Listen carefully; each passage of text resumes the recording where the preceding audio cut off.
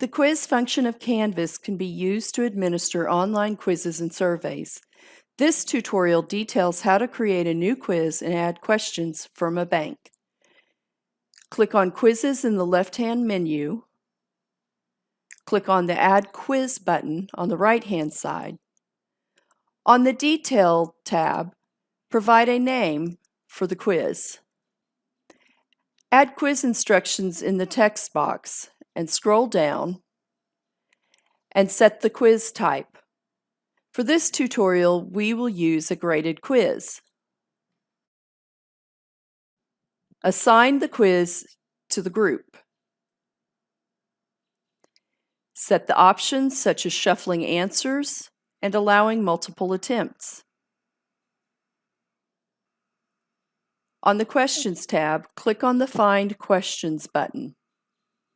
Select the question bank and either manually select individual questions for use or use the Select All function. Click the Add Questions button to save.